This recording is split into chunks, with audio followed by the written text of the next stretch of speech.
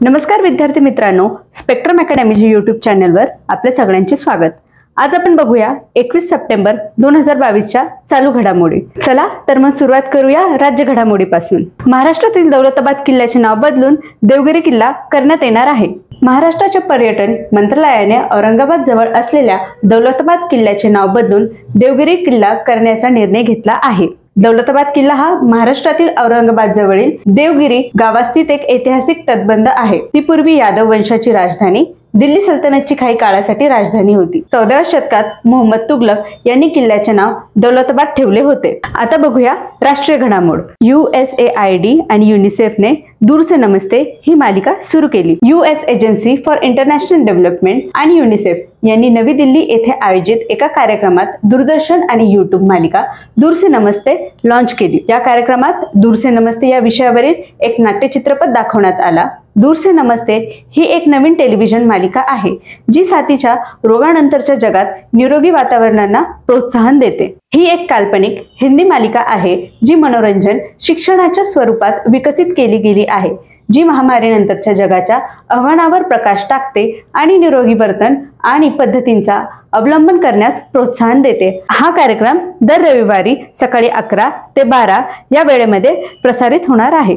आता बघूया आंतरराष्ट्रीय घडामोडी। स्वाती पिरामल यांना सर्वोच्च फ्रेंच नागरिक पुरस्काराने सन्मानित करण्यात आले। स्वाती पिरामल ह्या पिरामल ग्रुपच्या उपाध्यक्षा आहेत। Knight of the Legion of Honour या पुरस्काराने त्यांना सन्मानित करण्यात आले आहेत। सर्वोच्च फ्रेंच नागरिक पुरस्कार व्यवसाय, उद्योग, विज्ञान, वैद्यक, कला आणि संस्कृती या क्षेत्रातील योगदानांबद्दल राष्ट्रीय आणि आंतरराष्ट्रीय स्तरावर दिला जातो।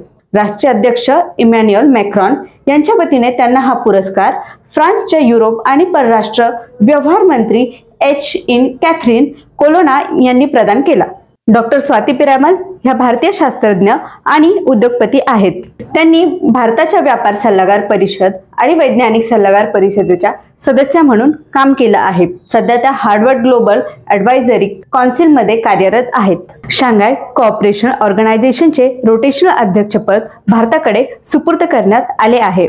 उझबेकिस्तान मधील समरकंद येथे शांघाय कोऑपरेशन ऑर्गनायझेशनचे रोटेशनल अध्यक्षपद भारताकडे सुपूर्द करण्यात आले आहे। सप्टेंबर 2023 पर्यंत 1 वर्षासाठी या गटाचे अध्यक्षपद दिल्लीकडे राहील आणि पुढील वर्षी भारत SCO शिखर परिषदेचे आयोजन करणार आहे। SCO council of head of स्टेटची पुढील बैठक भारतात 2023 मध्ये होणार आहे।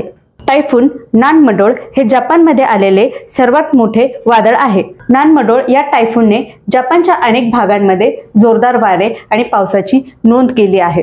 जपान मेट्रोलॉजिकल एजन्सीने लोकांना अत्यंत सतर्क राहण्याचा सल्ला दिला आहे आणि मुसळधार पाऊस, उंच लाटा, वादळ आणि वादळासाठी तयार राहण्याचा सल्ला दिला आहे। टायफून नानमडोळ हे जपानमधील 14वे चक्रीवादळ आहे। नानमडोळ या वादळाने कागोशिमा शहराजवळ धडक दिली आणि नंतर हे वादळ क्युशूच्या पश्चिमी बेटाकडे सरकले आणि होन्शूच्या मुख्य बेटाकडे सरकले। क्युशू रेल्वे कंपनीने क्युशूमधील कामकाज थांबवले।